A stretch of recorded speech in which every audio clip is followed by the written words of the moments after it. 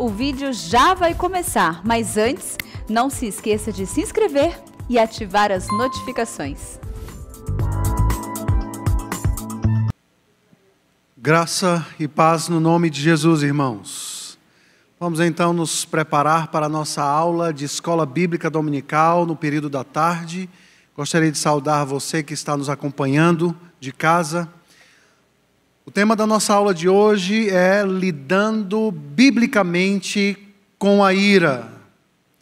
Talvez esse não seja um problema seu. Talvez você pense que não é um problema seu, mas o meu trabalho nessa tarde é mostrar que todos nós, em medidas diferentes, lidamos com a raiva, com a ira no nosso dia a dia. Então vamos às Escrituras Sagradas, vamos pensar a respeito disso que faz parte da nossa vida. Vamos tentar entendê-la à luz das Escrituras, à luz do ser de Deus, da palavra de Deus. Mas antes de entrar em nossa aula de hoje, eu gostaria de orar com os irmãos. Vamos orar? Senhor Deus, amado Pai, eu quero te agradecer, Senhor, pela oportunidade que temos de parar durante um momento na semana e de nos dedicar a ouvir a Tua voz através da Tua palavra. Ela é poderosa, ela é eficaz, ela é infalível. Ela é o instrumento do Teu Santo Espírito para transformar corações. Portanto, Senhor, nesta tarde, transforma os nossos corações. Abre os nossos olhos, nos anima, encoraja-nos, ó Deus, confronta-nos com a Tua palavra, dá-nos esperança na Tua palavra, que ela nos dê o caminho de volta para lidar com os nossos sentimentos e emoções mais obscuros. Essa é a nossa oração e a fazemos no nome de Jesus, o Teu Filho amado. Amém. Lidando biblicamente com a ira. A ira é um problema de todos nós, absolutamente todos nós. Cada um de nós aqui dentro deste lugar, em algum momento da vida ou em vários momentos da vida, já se sentiu irado ou com raiva de algo. Desde a nossa mais tenra infância, a ira é algo que nos acompanha. Talvez hoje mesmo, ao retornar para casa, dirigindo o seu carro ou a sua moto, você pode passar por algum momento de raiva no trânsito. Você pode ficar irado com o seu computador, que não funciona. Acreditem que esse é uma luta na minha própria vida, quando o meu computador não funciona. Ira do computador que não funciona, ou ira de alguma coisa que você esperava te servir da melhor forma possível, algo que você investiu dinheiro, tempo, mas aquilo absolutamente não funciona. E isso te faz ferver internamente. Talvez ira do carro que nos deixou na mão, quando eu mais precisava dele. Talvez naquelas férias programadas, você fez tudo o que era necessário ser feito, aquela revisão preventiva, mas ele te deixou na mão. Talvez para uma reunião de trabalho, e você então se viu numa situação, e você simplesmente não aguentou a situação, e você explodiu de ira. Talvez ira do pedestre que passou na sua frente, nem olhando para ter algum tipo de direção, orientação, e você ficou com raiva disso. Talvez aquela cortada que você levou no trânsito a última vez te deixou fora de si. Você percebe que vários exemplos estão ligados ao trânsito. Talvez o trânsito da nossa cidade de São Paulo seja uma boa oportunidade para perceber algo no nosso coração, no meu coração e no seu coração. Talvez a ira de um brinquedo que foi tomado. A ira faz parte da nossa vida desde a tenra idade. Uma criança demonstra raiva, ira, facilmente, quando aquilo que ela quer comer, ou aquilo que ela quer fazer, ou aquele brinquedo que é dela, agora está nas mãos de uma outra criança. Mesmo que ela tenha vários dele, a inclinação natural do coração humano é para não compartilhar as coisas. Ira do trânsito, ira do computador, ira de um brinquedo tomado para nos afirmar e fazer claro de que ira é um problema meu e seu desde a mais tenra idade. A ira da última briga conjugal. Quando um casal se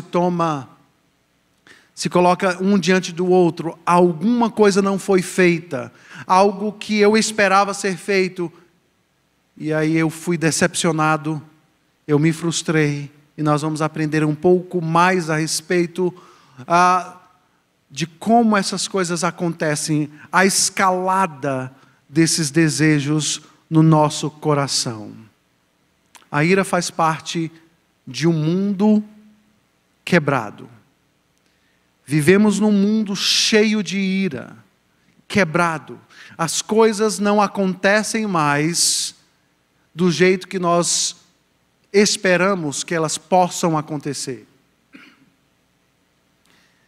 Nós planejamos, nós nos preparamos para alguma coisa e naturalmente ou normalmente as coisas dão errado.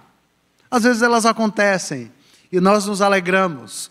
A vida é uma mescla de sentimentos, alegrias, realizações, conquistas, mas também decepções, frustrações.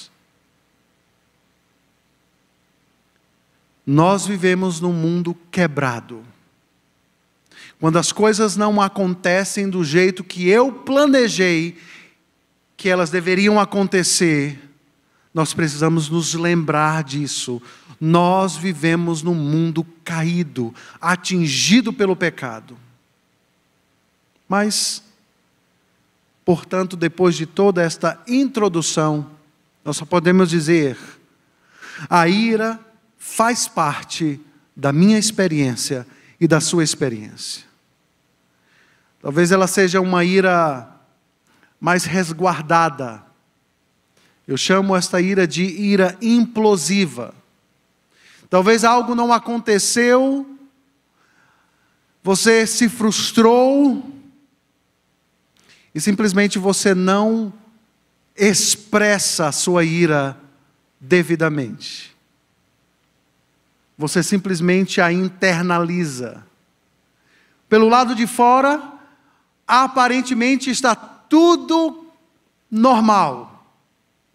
Talvez você seja tão hábil que o seu rosto, a sua aparência, não mostre absolutamente nada.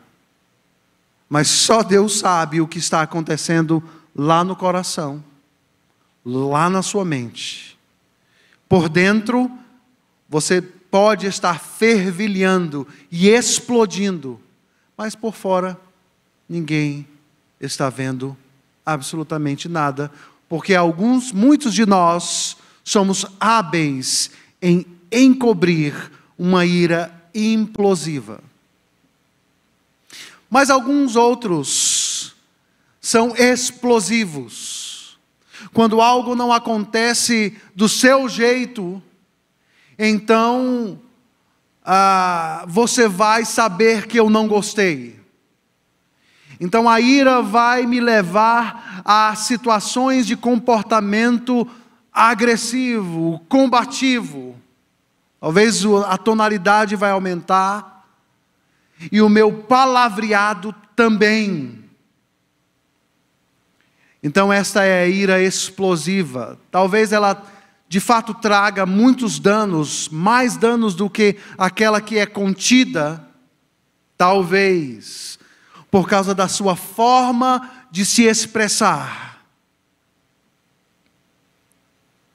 Quando falamos aquilo que nós não queremos falar, quando soltamos uma palavra mortífera, danosa, maldita, e pessoas são machucadas, e pessoas são feridas. E pessoas feridas podem permanecer feridas por muito tempo, por décadas, por uma vida inteira, porque alguém explodiu e alguém falou coisas ou palavras que feriram a alma, feriram o coração. Uma ira implosiva, uma ira explosiva. Ambas têm a capacidade de se perpetuar na experiência humana. Ambas precisam de um resgate, de uma transformação. E se ela faz parte da experiência humana, temos que afirmar que ela é criação de Deus. Os sentimentos humanos foram criados por Deus. A expressão das minhas emoções foram criadas por Deus. Deus nos fez seres cognitivos, intelectivos. Nós pensamos, nós arrazoamos, nós elaboramos coisas. Nós construímos edifícios teóricos. Nós estudamos e conseguimos empreender. Nós nos formamos em especialidades. Nós, então, somos seres intelectivos. Mas nós não somos seres somente intelectivos. Nós somos seres emocionais, afetivos. Até mesmo aquela pessoa que se diz áspera,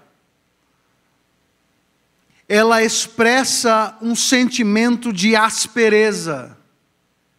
Não existe nenhum ser humano sobre a face da terra que não se expresse emocionalmente, em níveis diferentes, em tonalidades diferentes, mas nós somos seres emocionais. As emoções, as afeições, os sentimentos fazem parte da forma como Deus me criou. Deus te criou. Nós somos seres volitivos.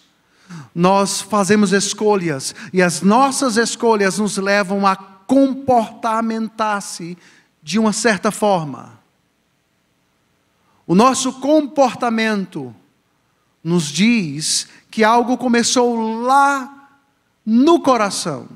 E quando eu me refiro ao coração, novamente eu me refiro àquilo que é o centro da existência humana, segundo a Escritura Sagrada. Se Deus é o Criador do homem e desta complexa teia de experiências em níveis cognitivos, emocionais e volitivos, então nós não podemos olhar para a experiência da ira e dizer, ela é uma experiência neutra. Não há nada de religioso ou espiritual nela. Ela carrega sim algo de Deus. Podemos dizer, queridos, que o nosso Deus é um Deus que se ira. Existem muitas menções a respeito da ira de Deus ao longo de toda a Escritura Sagrada. Absolutamente toda a Escritura Sagrada carrega e expressa parte da qualidade do ser de Deus que foi comunicada aos seres humanos. Somos seres que experimentam ira porque fomos criados por um Deus que também se ira. Mas a Escritura diz que Deus se ira contra toda a injustiça, toda a impiedade. Deus se ira contra todo o mal que ousa se erguer contra a beleza de sua santidade, justiça e retidão. Essa é a expressão da ira de Deus. Porque Ele é santo, porque Ele é imaculado, porque não há nele variação de qualquer tipo de pecado ou maldade. Porque Ele é santo e justo. Deus não pode conviver com o mal sem que Ele expresse a sua ira e a sua justiça.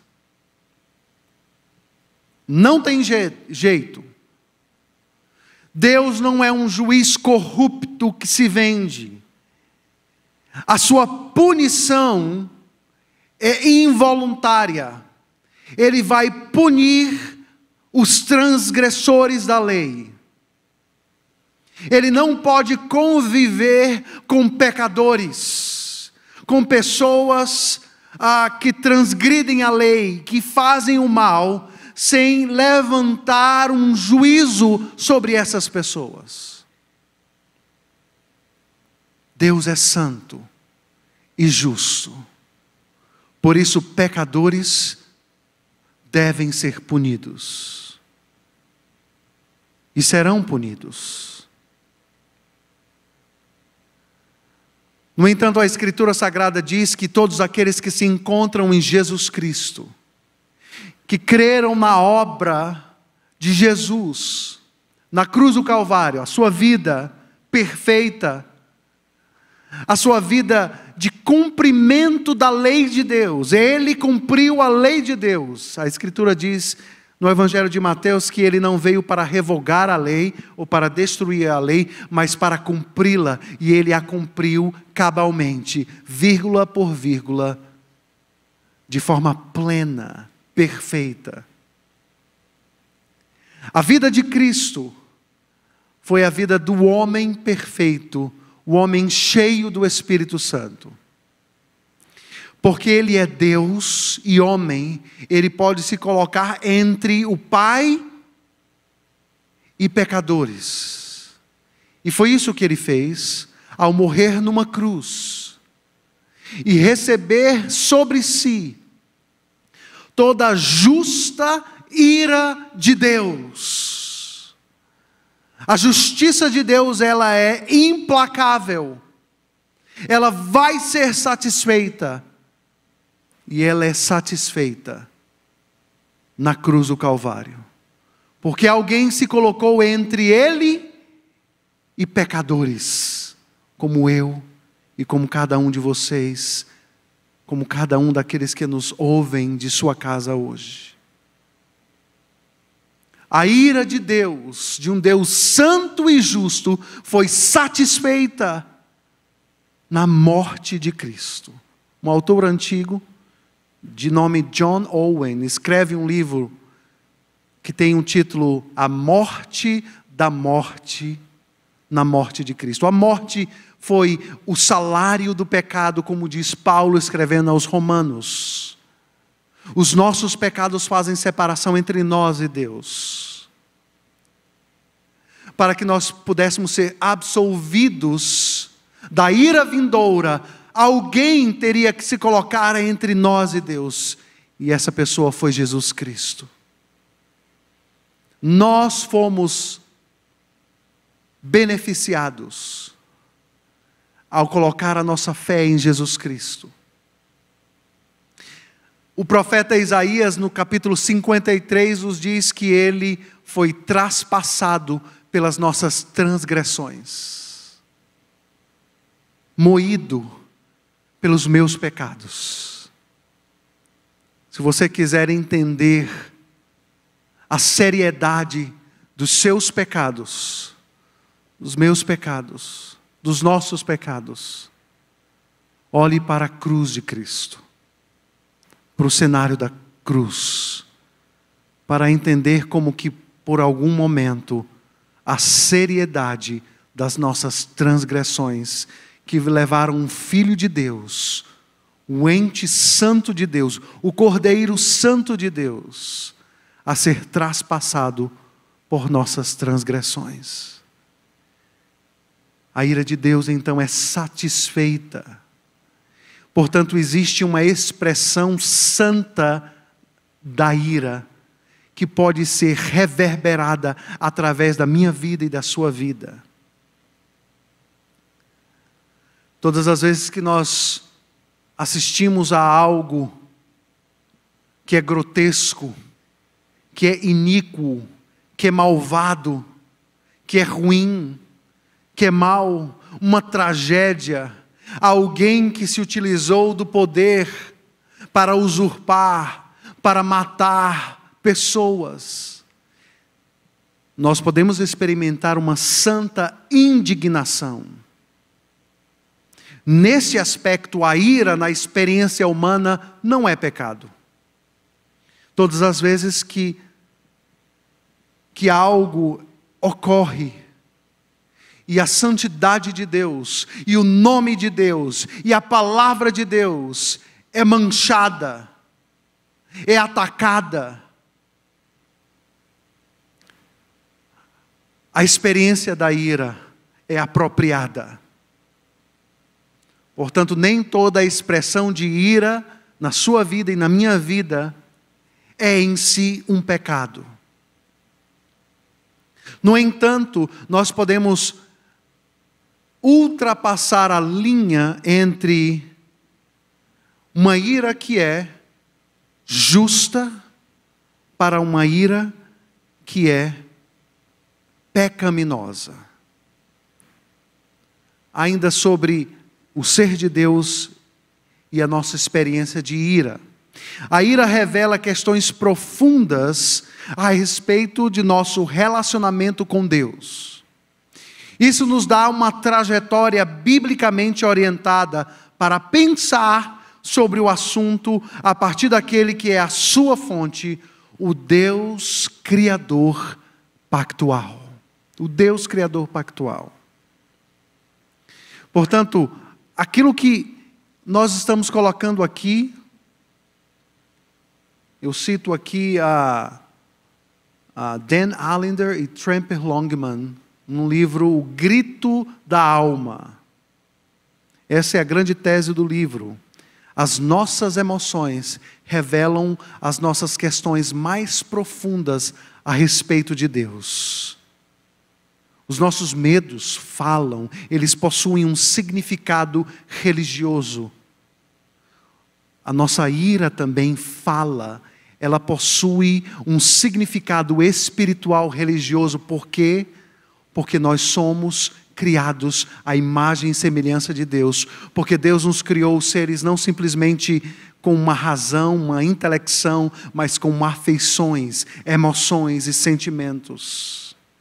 Portanto, toda a experiência humana tem uma referência, um ponto de contato com o Criador. Para nós entendermos então essa experiência na minha vida, na sua vida, nós precisamos buscar uma orientação na palavra, na fonte daquele que criou a mim e a você. A ira justa é uma expressão do caráter santo e justo do nosso Deus. A ira injusta ou pecaminosa é uma expressão do meu caráter atingido pelo pecado. O que ela fala? O que ela diz? Eu estabeleci uma lei. E você transgrediu esta lei. E por isso você precisa ser punido. Porque você não fez o que eu quis que você fizesse. A ira pecaminosa normalmente tem uma referência em mim mesmo. Ela é autocentrada. Os meus desejos não foram satisfeitos. Aquilo que eu quis que acontecesse, não aconteceu. E por isso, algo tem que ser feito. Uma sentença tem que ser expedida. Vamos então, por um instante, tentar penetrar no coração da ira pecaminosa. A origem das brigas e contendas está no desejo do coração, naquilo que eu quero que seja realizado. A Escritura Sagrada nos fala a respeito disso. Abre aí a sua Bíblia no Evangelho de Marcos. Evangelho de Marcos.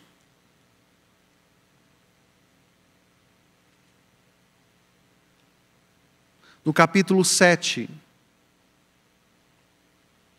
Evangelho de Marcos, capítulo 7. A partir do versículo 20. Nós estamos aqui dentro de um contexto onde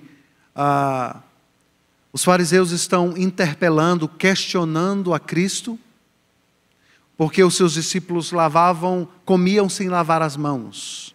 E Jesus vai responder a eles que aquilo que contamina não é o que entra pela boca, mas é o que sai dela.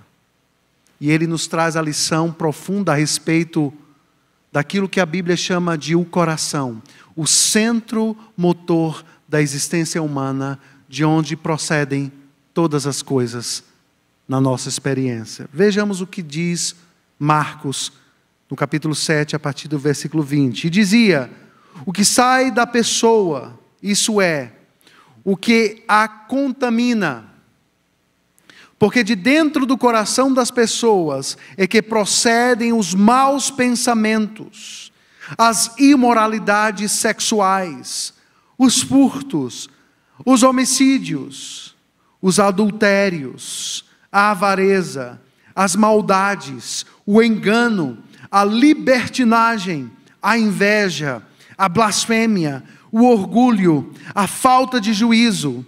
Todos estes males vêm de dentro e contaminam a pessoa. Portanto, os meus maus pensamentos não nascem no meu cérebro, mas de acordo com a Escritura Sagrada, no meu coração. E eles são expressos através do meu cérebro.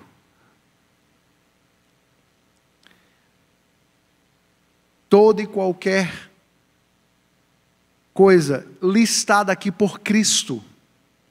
Essa lista ela é expandida pelo apóstolo Paulo, escrevendo a sua carta aos Gálatas, no capítulo 5, quando ele vai falar dos frutos da carne, em oposição aos frutos do Espírito. Portanto, a origem das brigas e contendas estão no desejo, ou nos desejos do coração. As minhas emoções revelam o tesouro do meu coração. Onde estiver o teu tesouro, a coisa mais importante da sua vida, aí também estará o teu coração. Mas a pergunta que nós podemos fazer nessa tarde é: como um bom desejo se torna um mau desejo? E eu estou falando isso porque nem todos os desejos eles são pecaminosos. Existem desejos próprios. Existem desejos bons. Existem desejos que realmente expressam a forma como Deus nos criou. Em santidade existem desejos santos. Digamos, quando um marido deseja pedir perdão à sua esposa, ou quando uma esposa deseja pedir perdão ao seu marido, esse é um desejo santo, que expressa a santidade de Deus. Os desejos naturais da vida, talvez o desejo de crescer na carreira, passar num concurso público, o desejo de comprar um terreno, construir uma casa, ou trocar de carro. não são desejos em si pecaminosos, não podem ser vistos dessa forma. No entanto, eles podem se transformar em desejos pecaminosos. Vamos pensar e refletir um pouco a respeito desta escalada. Como os meus desejos obtêm controle? Eu primeiro desejo, e o meu desejo, como eu acabei de lhes falar, não existe nada de errado em desejar alguma coisa. No entanto, os nossos desejos, eles podem se transformar em demandas, exigências. Agora não é simplesmente um desejo, agora eu quero, eu demando, eu exijo que isso aconteça, de qualquer forma. Desta fase de demanda e exigência, eu passo a interpretar que aquilo que eu quero, que aquilo que eu demando, que aquilo que eu estou exigindo agora é uma necessidade básica. Se eu não tiver isso, então eu estou perdido. Eu desejo, eu demando, eu exijo, eu necessito. E porque eu transformei, pela minha forma de interpretar os fatos e a realidade da minha vida, eu crio uma expectativa. Então, quando as minhas expectativas não são satisfeitas, então eu estou desapontado, frustrado. Desapontamento e frustração seguem o ciclo escalonado dos nossos desejos. Então, quando eu me frustro e me desaponto com algo e explodo, isso é porque eu estou, então,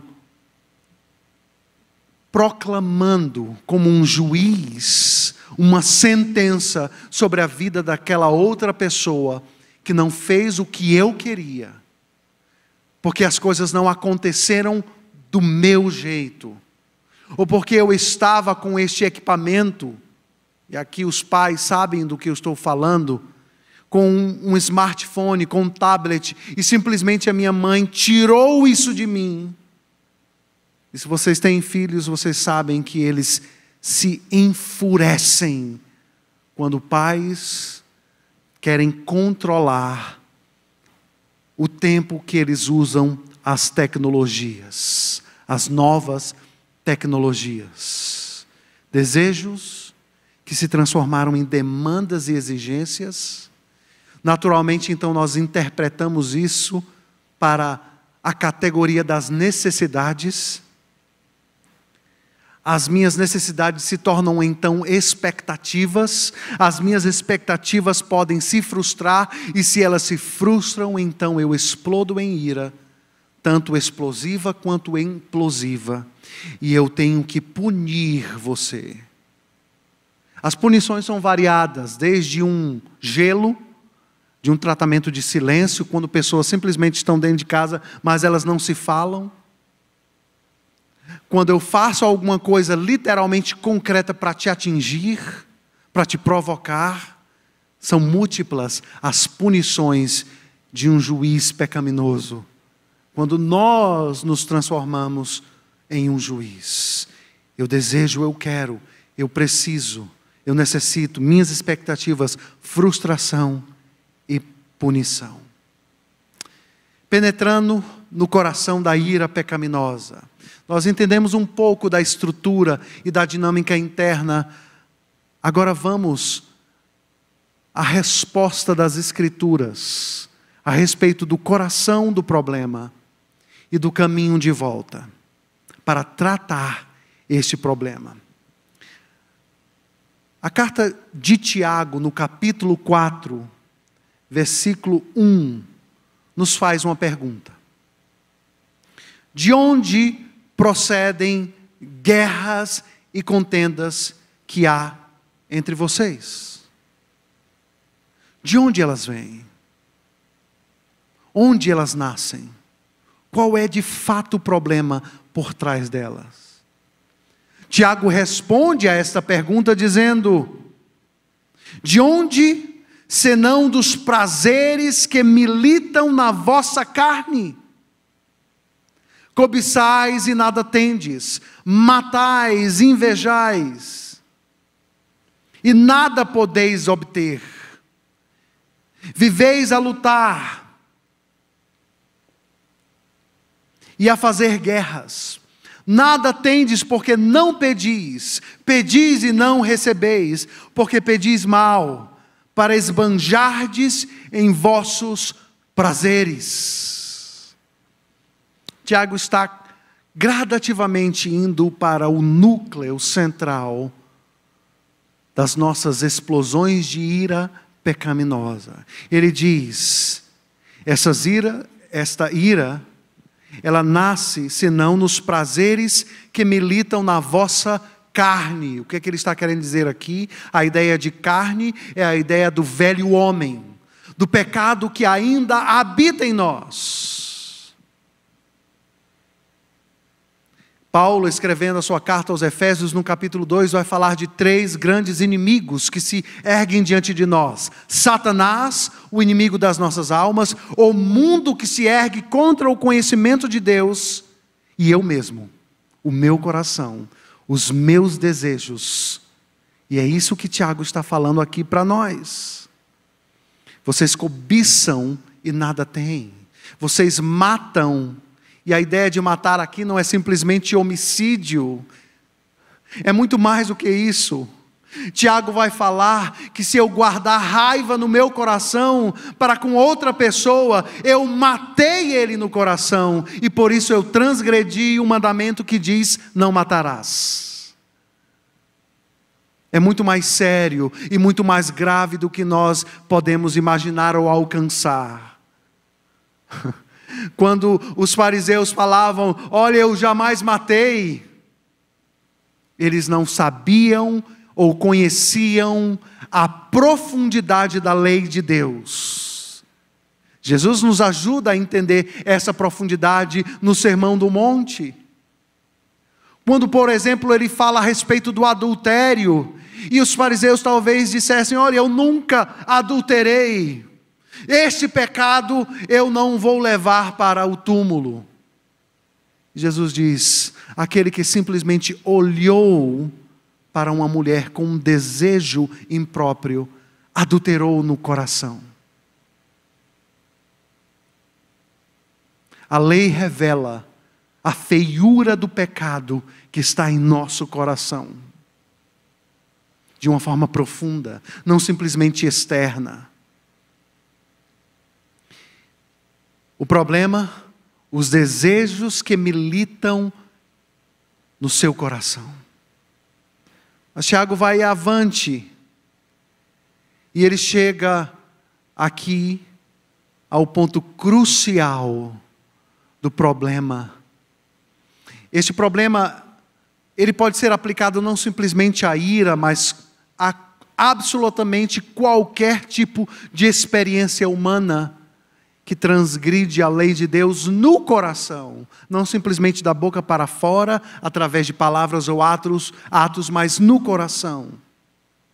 Tiago diz que de fato o problema é um problema espiritual.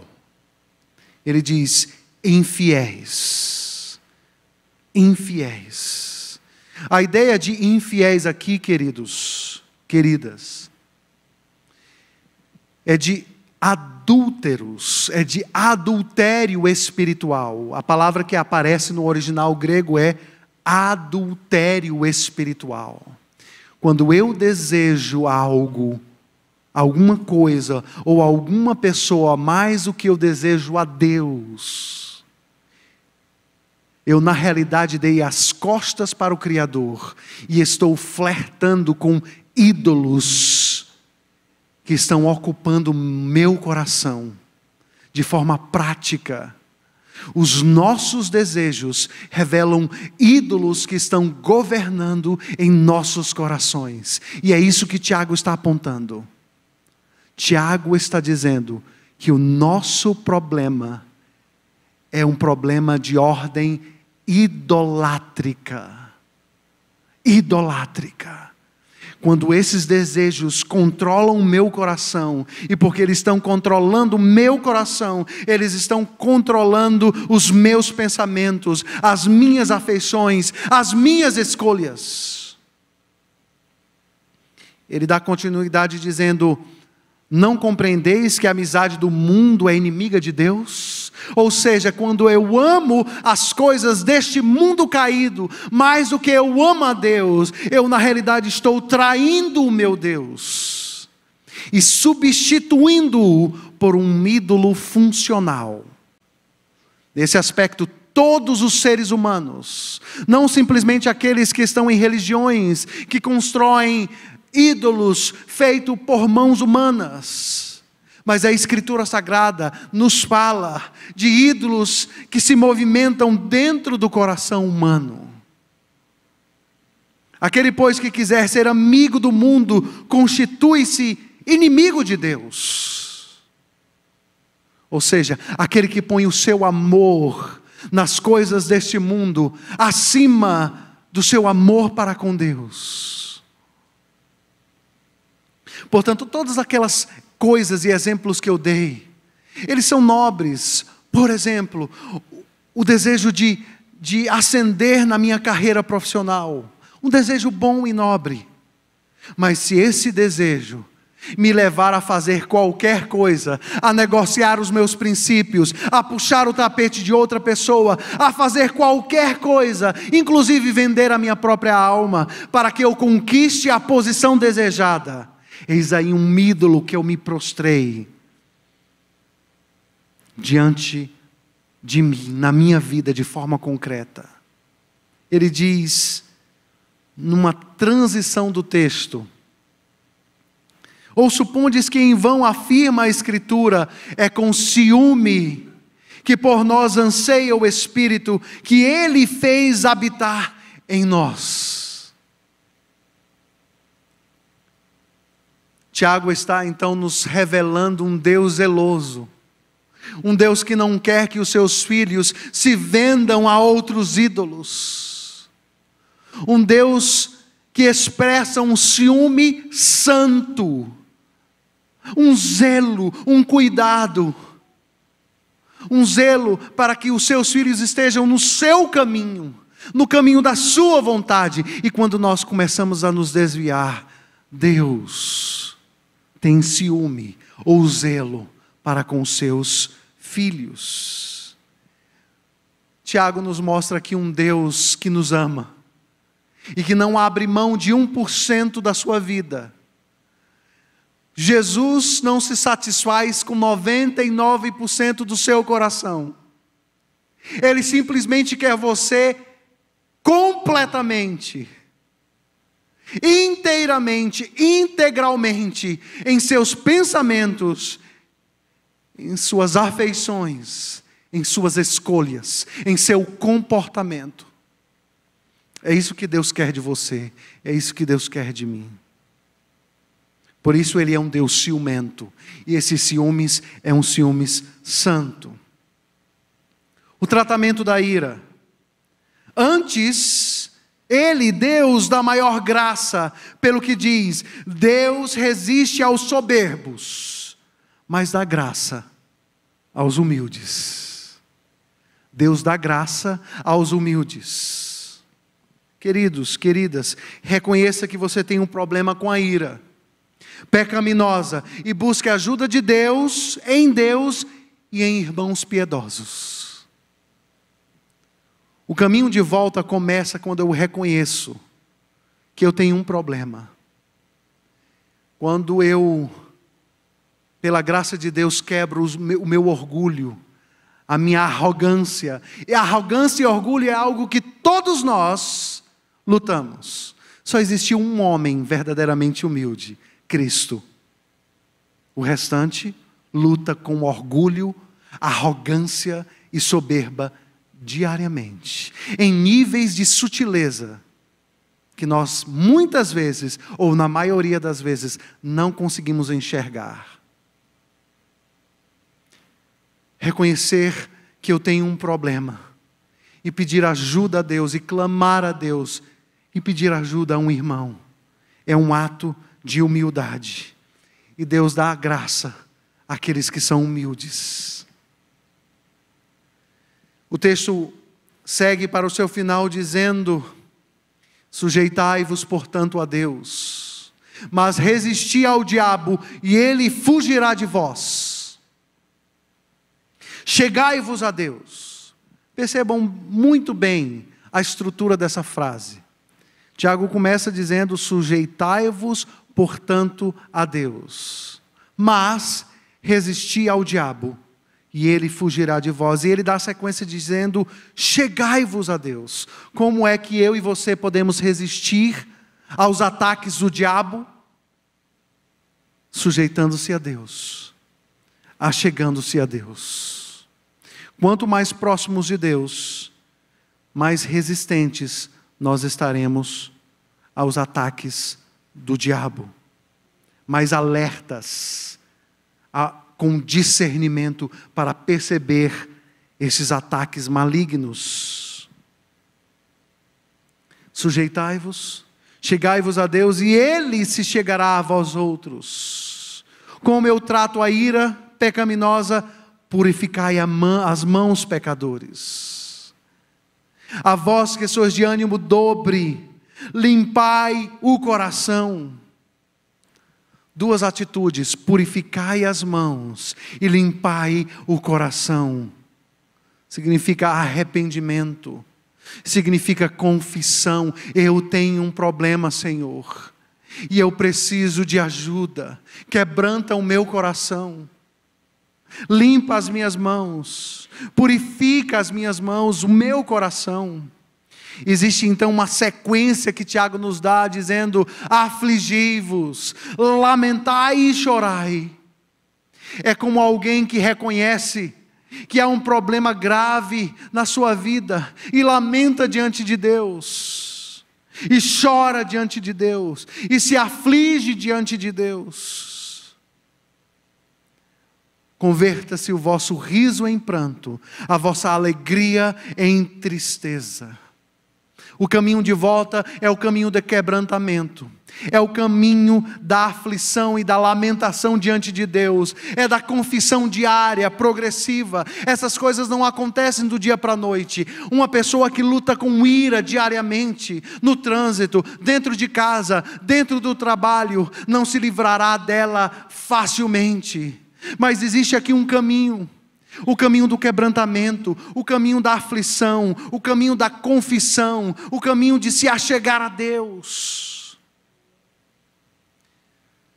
Finalmente, Tiago diz: humilhai-vos na presença do Senhor. Humilhai-vos, e Ele vos exaltará. Exaltará. Queridos, nós começamos o nosso estudo hoje afirmando: a ira é um problema de todos nós. Um problema de crianças na mais tenra idade. Um problema de adolescentes, de jovens, de adultos, homens, mulheres, idosos. Esse é um problema de todos nós. Mas o primeiro passo para lidar com a ira pecaminosa é tratá-la diariamente, lamentando, chorando, afligindo-se diante de Deus, sujeitando-se diante de Deus, se achegando a Deus. Paulo, escrevendo a sua carta aos Efésios, como já aqui mencionamos no seu capítulo 5, diz: irai-vos, mas não pequeis. Não deixem o sol se pôr sobre a vossa ira. E a ideia é tratar as coisas de forma prática e clara. Se eu ofendi alguém, se eu fui áspero com alguém, com a minha esposa, com o meu marido, com os meus filhos, em primeiro lugar, peça perdão a Deus. Lamente diante do Senhor, chore diante de Deus, confesse os seus pecados, mas não fique por aí. Procure a sua esposa, procure o seu marido, procure os seus filhos e diga: querida, eu pequei contra você. Eu fui ignorante, eu fui áspero, eu fui bruto. Marido, eu fui áspero, eu fui ignorante, eu fui estúpido, estúpida. Me perdoe, me ajude em oração. Eu tenho um problema. As coisas sempre têm que acontecer do meu jeito, e quando elas não conseguem, eu me iro. Eu quero controlar a vida de todos, e eu estou preso e fechado, lacrado pelo lado de dentro. Parece que essas coisas não saem de dentro de mim. Mas eu quero lhe dizer que a graça de Deus foi liberada para que essas coisas sejam destrancadas pelo lado de dentro, e para que eu possa dar passos de mudança, com o coração quebrantado, sujeitando-se a Deus, se achegando diante de Deus, se afligindo, lamentando, chorando, transformando o meu riso em pranto, a minha alegria em tristeza, e me humilhando diante de Deus, e Ele vai ouvir a sua voz, e Ele vai tratar o seu coração, não simplesmente com relação à ira, mas com relação a qualquer coisa que nós lidamos em nossa vida. Que o Senhor Deus, de forma santa, incomode o seu coração a buscar este Deus que está pronto a se achegar a nós, a ouvir a nossa oração, a quebrantar a nossa vida, a transformar a nossa vida. Vamos orar. Coloque a sua vida diante de Deus. Coloque os seus sentimentos. Eu não conheço a sua vida, mas Deus conhece profundamente, muito bem. E Deus está aqui no nosso meio. Deus está aí na sua casa. Oremos. Senhor Deus, amado Pai, no nome de Jesus, nós somos pecadores carentes da Tua graça. Nós reconhecemos e confessamos ao Senhor que nós lutamos com ira. E a Tua palavra nos ajuda, nos ensina. É poder do alto para tratar essas questões no meu coração, no nosso coração. É por isso que eu clamo ao Senhor, ó Deus. Que o Senhor Deus, no nome de Jesus, transforme o nosso riso em pranto, a nossa alegria em tristeza. Que o Senhor incomode o nosso coração e possamos então lamentar e chorar diante do Senhor, humilhar-se diante do Senhor, dizendo: Senhor, quebranta o meu coração. Eu sou um homem controlador, uma mulher controladora. E quando as coisas não acontecem do meu jeito, eu explodo. E as pessoas que convivem comigo sofrem, porque eu sou assim. Senhor, eu tenho acreditado que eu sou assim e eu não tenho esperança de mudança. Portanto, Senhor, quebranta o coração daqueles que pensam dessa forma, para que eles possam não dar mais ouvidos à voz do diabo e à voz do coração enganoso. No nome de Jesus, Pai, quebranta o nosso coração. No nome de Jesus, eu quero te pedir, ó Deus, a começar de mim, que o Senhor faça uma boa obra em nossas vidas, e que nós possamos confiar na justiça do Senhor, que é justa, que é perfeita. Essa é a nossa oração, e nós a fazemos no nome de Jesus. Amém. Amém. Queridos, que Deus abençoe a sua vida. Tenha uma boa tarde, uma boa semana. E você que está em casa, muito obrigado pela sua audiência. Nós estaremos novamente juntos no próximo domingo na EBD Tarde. Que Deus o abençoe. E até mais no culto de 19 horas.